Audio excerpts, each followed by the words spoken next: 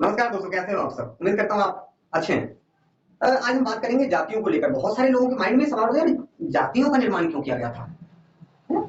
तो ब्राह्मण, क्षत्रिय, वैश्य, शूद्र। नॉर्मली कहते हैं चार जाति जो थे उस टाइम पे प्रचलित थे। ठीक है, हाईलाइट, लेकिन चार नहीं, पांच थे। पांचवें को लोग भूल जाते हैं। अब आपको कोई पांचवा कौन था भाई? तो नई बात ले आए हैं? पांचवा जाति जो था वो शिल्पकार का था। ब्राह्मण का काम था वेद पढ़ना। क्षत्रिय का काम था व्यवस्था संभालना, राजपाट संभालना। अगर कुछ अव्यवस्था होता है उसको सही करना। कोई बाहर से आक्रमणकारी आता है उसको रोकना। वैसे का भी मेरे को भी ज्यादा नॉलेज नहीं, वैसे के बारे में मैं नहीं कहूंगा आपसे। और शूद्र का हो गया पाँव। तो पाँव से हम क्या करते हैं? आना जाना करते हैं। तो उनका काम था रथ का कमान संभालना, रथ बनाना, रथ रिपेयर करना, रथ चलाना, घोड़े का नस्ल देखना। कौन सा घोड़ा कितने कम स्ट्रेंथ में कितनी दूरी तक जा सकता है, कितने कम विश्राम की, ये सब घोड़े का एक नस्ल होता है, नस्ल का पहचान होता है। घोड़े की नस्ल भी बहुत सारे होते हैं, लोगों को पता ही नहीं है। हम्म? तो अब ये व्यवस्था हो गया। पांचवा शिल्पकार का क्या था? केवल भवन के बारे में सोचेंगे। भवन बेहतर कैसे हो सकता है, इससे ज्यादा बेहतर भवन कैसे बना सकते हैं, और इससे भी बेहतर भवन क्या कर सकते हैं, इसमें ऐसा क्या कर सकते हैं इससे थोड़ा और ज्यादा शानदार हो जाए, इससे थोड़ा और आरामदायक हो जाए। वो केवल भवन से रिलेटेड काम करेंगे। तुमको एक व्यवस्था दिया गया, तुम केवल घर ही बनाओ। इसका फायदा मैं बताता हूँ क्या होता है। मान लीजिए एक बंदे 8 बंदे की टीम है, ठीक है। 8 बंदे की टीम को आप खाना बनाने की व्यवस्था दे दो, 1000 लोगों का खाना बनाना है, ठीक है। एक दिन तुम 8 दिन का रहेंगे, वो 8 दिन बनाना है।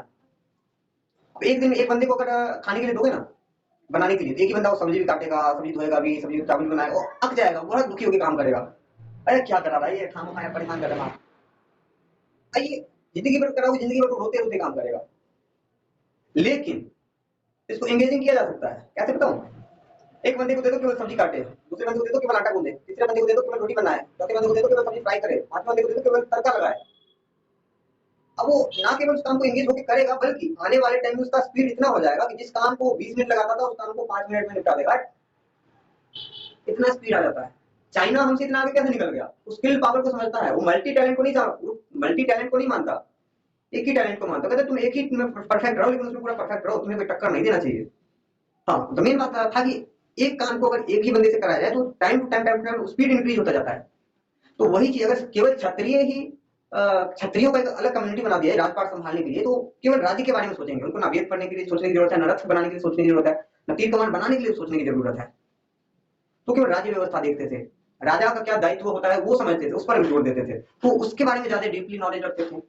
जो ब्राह्मण है उनको केवल वेद पढ़ना होता था। तो वेदों में जितनी भी जानकारी हो, उन जानकारियों को एनालाइज करते थे। कौन सी जानकारी, कौन सा नॉलेज है जो आज के टाइम में प्रचलन में आना चाहिए, वो लेके आते थे। फिर शिल्पकार जो होते थे वो चाहते थे कि आज के टाइम में कौन सा भवन है जो सबसे बेहतरीन हो, कि सबसे ज्यादा लोगों को लोकप्रिय लगे, लोगों को सबसे ज्यादा पसंद है। राजाओं को खैर उस टाइम में राजाओं के पास ही होता था, जनता के पास होता नहीं था इतना पैसा। तो राजाओं को बढ़िया लगे, तो राजा उसको ज्यादा मुद्राएं देते थे बनाने में। तो ये 5 जाति ये अपने अपने काम में विशेष होते थे। मान लीजिए एक मैं आपको एग्जांपल दे दूं। मान लीजिए मैंने इंजीनियरिंग करने में 10 साल लगाया, तो मेरे बेटे को वही इंजीनियरिंग करने में 2 से 3 साल लगेगा। अगर वो मेरे से सीखने इंटरेस्ट से मेरे पास सीखने के लिए आता है, 2 से 3 साल में वो मेरे से बेहतर सीख जाएगा। ये जनरेशन पावर होता है। पिता में और गर्भ धारण करने से पहले पिता में जितना नॉलेज होता है, और जन्म से पहले माता में जितना नॉलेज होता है, वो सारा नॉलेज बच्चे में होता है, इनबिल्टेड ऑलरेडी। तो उसको उतनी ही तेजी से सीख सकता है जितनी माता पिता के द्वारा समझाने पर। जितनी तेजी से अगर मेरे को कोई आज पूरा एरा पूछने आया या फिर एबीसीडी पूछने आया, पॉसिबल है कहीं कोई गलती हो जाएगा एक बारी में, लेकिन दूसरी बारी अगर मैं उसको एक बार पढ़ लूंगा, तो तीसरी बारी अगर बोलने या लिखने जाऊंगा ना, कोई गलती नहीं होगा। बहुत, लेकिन इसका मतलब नहीं है कि मैंने कभी याद किया, एक नजर में याद कर लिया। उसको याद करने के लिए मैंने पहले बहुत मेहनत किया हुआ है, और धूल मिट्टी पड़ गया तो उसको साफ करने में थोड़ा सा टाइम लग गया, खत्म। बच्चे तो जनरेशन बाय जनरेशन का ये फायदा होता है। एक ही जाति तो 5 जातियों में बांटे, उसके आगे फिर अलग अलग अलग अलग धीरे धीरे बढ़ते गए, क्योंकि हर चीज के पार्ट होते हैं। अगर रथी का तो रथ का टायर अलग बनेगा, बैरिंग अलग बनेगा, ठीक है। फिर लक्कड़ अलग कटेगा, पेड़ अलग कटेगा, उन सबकी कम्युनिटी बढ़ता जाएगा, धीरे धीरे बढ़ते गए। अब बाद में फूट पड़ने का क्या व्यवस्था है, इसका मैं आपको अलग से चर्चा करूँ। आपस में फूट कैसे पड़ते हैं? हर धर्म में फूट पड़ता है। मुसलमानों में भी देखोगे 2 धर्म है मेनली, है जो आपस में बिल्कुल ही जान के दुश्मन है, कट्टर है, तो दोनों लेकिन इस्लाम के नाम पे इकट्ठे हो जाते हैं। हिंदुओं में भी है मेन सेम यही चीज, हिंदुओं में हुआ कैसे ये छुआछूत का भाव कहां से आ गया, इसके बारे में हम किसी और वीडियो में चर्चा करेंगे। इसमें मेन यही था, 5 जातियों का हमें मेन चर्चा करना था, ठीक है। अब 5 जाति का मेन काम क्या था, जाति के आधार पर क्यों बांटा गया? ये जाति को आप अपने शरीर में अनुभव कर सकते हो, पांचों आपस में इंडिपेंडेंट है। पांचों के बिना पांचों ही अधूरे हैं। एक इंसान का पाँव नहीं होगा, हाथ होगा तो अधूरा है, हाथ होगा पाँव नहीं होगा तो अधूरा है, गर्दन नहीं होगा तो बचेगा ही नहीं, छाती नहीं होगा तो बचेगा ही नहीं। तो ये सभी चीजें आपस में कनेक्टेड है।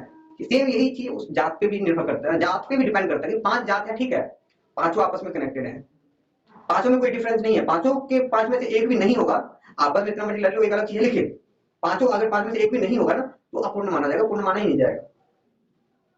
आपको कितना समझ में आया आप मेरे को कमेंट में बता सकते हो। अगर आपको इससे रिलेटेड कोई क्वेश्चन माइंड में आया तो आप मेरे से कमेंट में पूछ सकते हो, मैं उसका जवाब देने की कोशिश पूरा करूंगा नेक्स्ट वीडियो में। जय हिंद, जय भारत। और आपको ये नॉलेज कैसा लगा आप मेरे को कमेंट करके जरूर बताना।